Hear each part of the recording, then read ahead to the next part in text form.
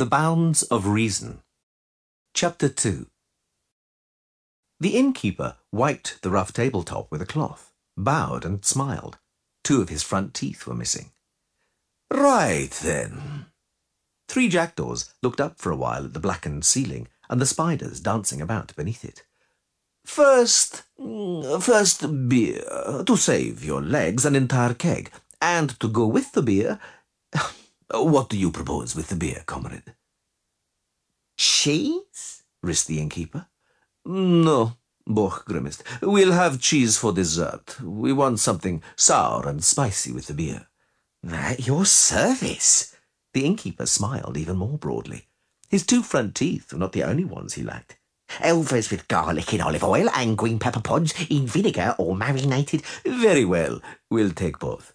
And then that soup I once ate here, with diverse mollusks, little fish, and other tasty morsels floating in it. Log driver soup? The very same. And then roast lamb with onions, and then 30 crayfish. Throw as much dill into the pot as you can. After that, sheep's cheese and lettuce. And then we'll see. At your service. Is that for everyone? I mean 4 times? The taller Zerrikanian shook her head, patting herself knowingly on her waist, which was now hugged by a tight linen blouse. I forgot. 3 jackdaws winked at Geralt. The girls are watching their figures. Lamb just for the 2 of us, innkeeper. Serve the beer right now, with those elvers. No, wait a while, so they don't go cold. We didn't come here to stuff ourselves, but simply to spend some time in conversation. Very good. The innkeeper bowed once more. Prudence is a matter of import in your profession. Give me your hand, comrade. Gold coins jingled. The innkeeper opened his gap-toothed mouth to the limit. That is not an advance, 3 jackdaws announced. It is a bonus. And now hurry off to the kitchen, good fellow. It was warm in the snug. Geralt unbuckled his belt, took off his tunic and rolled up his shirt sleeves. I see, he said, that you aren't troubled by a shortage of funds. Do you live on the privileges of a knightly estate? Partially. 3 jackdaws smiled without offering further details. They dealt quickly with the elvers and a quarter of the keg. Neither of the 2 Zerrikanians stinted on the beer, and soon were both in visible good humour. They were whispering something to each other. Vea, the taller one, suddenly burst out in throaty laughter. Are the warriors versed in the common speech? Geralt asked quietly, sneaking a sideways glance at them. Poorly, and they are not garrulous, for which they deserve credit. How do you find the soup, Geralt? Let us drink. Geralt, 3 jackdaws began, putting aside his spoon and hiccuping in a dignified manner. I wish to return, for a moment, to the conversation we had on the road. I understand that you, a witcher, wander from one end of the world to the other, and should you come across a monster along the way, you kill it. And you earn money doing that. Does that describe the witcher's trade? More or less. And does it ever happen that someone specifically summons you somewhere, on a special commission, let's say? Then what? You go and carry it out? That depends on who asks me and why. And for how much? That too. The witcher shrugged. Prices are going up, and one has to live, as a sorcerer's acquaintance of mine used to say. Quite a selective approach. Very practical, I'd say. But at the root of it lies some idea, Geralt. The conflict between the forces of order and the forces of chaos, as a sorcerer acquaintance of mine used to say. I imagine that you carry out your mission, defending people from evil, always and everywhere, without distinction. You stand on a clearly defined side of the palisade. The forces of order, the forces of chaos. Awfully high-flown words, Boch. You desperately want to position me on one side of the palisade in a conflict which is generally thought to be perennial, began long before us, and will endure long after we've gone. On which side does the farrier shoeing horses stand? Or our innkeeper, hurrying here with a cauldron of lamb? What, in your opinion, defines the border between chaos and order? A very simple thing, said Three Jackdaws, and looked him straight in the eye. That which represents chaos is menace, is the aggressive side, while order is the side being threatened, in need of protection, in need of a defender. But let us drink, and make a start on the lamb. Rightly said. The Zerrikanians, watching their figures, were taking a break from eating, time they spent drinking more quickly. Vea, leaning over on her companion's shoulder, whispered something again, brushing the tabletop with her plait. Thea, the shorter of the two, laughed loudly, cheerfully, narrowing her tattooed eyelids. Yes, Borch said, picking a bone clean. Let us continue our talk, if you will. I understand you aren't keen on being placed on either side. You do your job. That's correct. But you cannot escape the conflict between chaos and order. Although it was your comparison, you are not a farrier. I've seen you work. You go down into a dungeon among some ruins and come out with a slaughtered basilisk. There is, comrade, a difference between shoeing horses and killing basilisks. You said that if the payment is fair, you'll hurry to the end of the world and dispatch the monster you're asked to. Let's say a fierce dragon is wreaking havoc on a— Bad example, Geralt interrupted. You see, right away, you've mixed up chaos and order, because I do not kill dragons, and they, without doubt, represent chaos. How so? Three Jackdaws licked his fingers. Well, I never. After all, among all monsters, dragons are probably the most bestial, the cruelest and fiercest, the most revolting of reptiles. They attack people, breathe fire, and carry off, virgins. There's no shortage of tales like that. It can't be that you, a witcher, don't have a few dragons on your trophy list. I don't hunt dragons, Geralt said dryly. I hunt folk tales, for sure, and drake lizards, and flying drakes, but not true dragons, the green, the black, or the red. Take note, please. You astonish me, Three Jackdaws said. Very well, I've taken note. In any case, that's enough about dragons for the moment. I see something red on the horizon, and it is surely our crayfish. Let us drink. Their teeth crunched through the red shells, and they sucked out the white flesh. The salt water, stinging painfully, trickled down over their wrists. Borch poured the beer, by now scraping the ladle across the bottom of the keg. The Zerrikanians were even more cheerful, the two of them looking around the inn and smiling ominously. The Witcher was convinced they were searching out an opportunity for a brawl. Three Jackdaws must also have noticed, because he suddenly shook a crayfish he was holding by the tail at them. The women giggled, and Tia pouted her lips for a kiss and winked.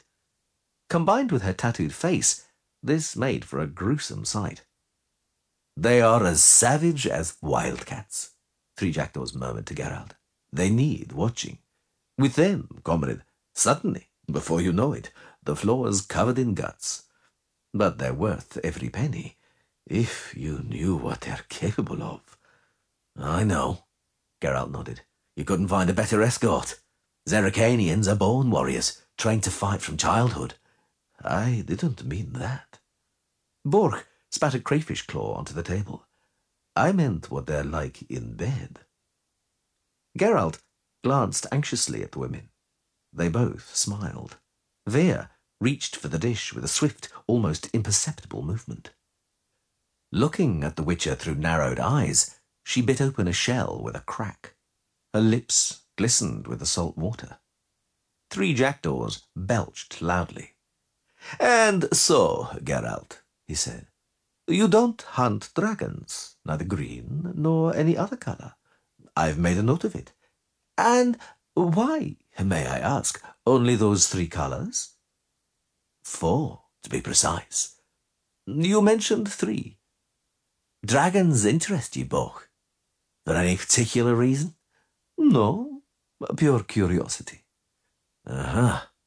Well, about those colours, it's customary to define true dragons like that, although they're not precise terms. Green dragons, the most common, are actually greyish, like ordinary Draco lizards. Red dragons are in fact reddish or brick red. It's customary to call the large dark brown ones black. White dragons are the rarest. I've never seen one. They occur in the distant north, reputedly. Interesting. And do you know what other dragons I've also heard about? I do. Geralt sipped his beer. The same ones I've heard about. Golden dragons. There are no such creatures. On what grounds do you claim that? Because you've never seen one? Apparently you haven't seen a white one either. That's not the point. Beyond the seas, in Ophir and Zangvibar, there are white horses with black stripes. I haven't seen them, but I know they exist. But golden dragons are mythical creatures, fabled, like the phoenix, let's say. There are no phoenixes or golden dragons. Vea, leaning on her elbows, looked at him curiously. You must know what you're talking about. You're a witcher. Borch ladled beer from the keg. But I think that every myth, every fable must have some roots. Something lies among those roots. It does, Geralt confirmed. Most often a dream, a wish, a desire, a yearning. Faith that there are no limits to possibility, and occasionally chance. Precisely. Chance. Perhaps there once was a golden dragon, an accidental, unique mutation. If there were, it met the fate of all mutants. The Witcher turned his head away. It differed too much to endure. Ha! Three Jackdaws said. Now you are denying the laws of nature, Geralt. My sorcerer acquaintance was wont to say that every being has its own continuation in nature, and survives in some way or another. The end of one is the beginning of another. There are no limits to possibility, or at least nature doesn't know any. Your sorcerer acquaintance was a great optimist, but he failed to take one thing into consideration, a mistake committed by nature, or by those who trifle with it. Golden dragons and other similar mutants, were they to exist, couldn't survive, for a very natural limit of possibilities prevents it. What limit is that? Mutants. The muscles in Geralt's jaw twitched violently. Mutants are sterile, Borch. Only in fables survives what cannot survive in nature. Only myths and fables do not know the limits of possibility. Three Jackdaws said nothing. Geralt looked at the Zerrikanians, at their faces suddenly grown serious. Vea unexpectedly leant over towards him and put a hard, muscular arm around his neck. He felt her lips wet from beer on his cheek. They like you, Three Jackdaws said slowly. Well, I'll be damned. They like you. What's strange about that? The Witcher smiled sadly. Nothing, but we must drink to it. Innkeeper, another keg. Take it easy. A pitcher at most. 2 pitchers, Three Jackdaws yelled. Thea, I have to go out for a while. The Zerrikanian stood up, took her sabre from the bench, and swept the room with a wistful gaze. Although previously, as the Witcher had observed, several pairs of eyes had lit up greedily at the sight of Borch's bulging purse, no one seemed in a hurry to go after him as he staggered slightly towards the door to the courtyard. Tyr shrugged, following her employer. What is your real name? Geralt asked the one who had remained at the table. Vea flashed her white teeth. Her blouse was very loosely laced, almost to the limits of possibility. The Witcher had no doubt it was intentionally provocative. Alvirnirli. Pretty. The Witcher was sure the Zerrikanian would purse her lips and wink at him. He was not mistaken. Vea? Why do you ride with Borch? You free warriors? Would you mind telling me? What? He is... The Zerrikanian, frowning, searched for the words.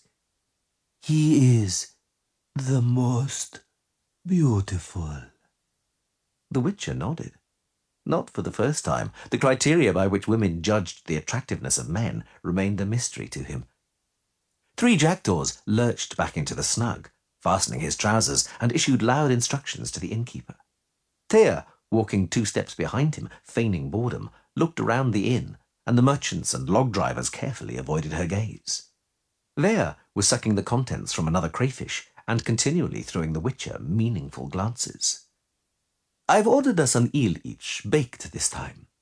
Three Jackdaws sat down heavily, his unfastened belt clinking. "I struggled with those crayfish and seem to have worked up an appetite.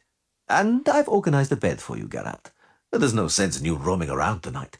We can still amuse ourselves. Here's to you, girls." "Vesegial," Vea said, saluting him with her beaker. Thea winked and stretched, and her bosom, contrary to Geralt's expectations, did not split the front of her blouse. "Let's make merry." Three Jackdaws leant across the table and slapped Thea on the backside. "Let's make merry, Witcher. Hey, landlord, over here." The innkeeper scuttled briskly over, wiping his hands on his apron. "Could you lay your hands on a tub, the kind you launder clothes in, sturdy and large?" "How large, sir?" "For 4 people." "For 4? The innkeeper opened his mouth. "For 4?" Three Jackdaws confirmed, drawing a full purse from his pocket. "I could." The innkeeper licked his lips. "Splendid," Borch laughed. "Have it carried upstairs to my room and filled with hot water, with all speed, comrade, and have beer brought there too. 3 pitchers." The Zerricanians giggled and winked at the same time. "Which one do you prefer?" Three Jackdaws asked. "Eh, Geralt?" The Witcher scratched the back of his head. "I know, it's difficult to choose," said Three Jackdaws understandingly. "I occasionally have difficulty myself. Never mind, we'll give it some thought in the tub. Hey, girls, help me up the stairs."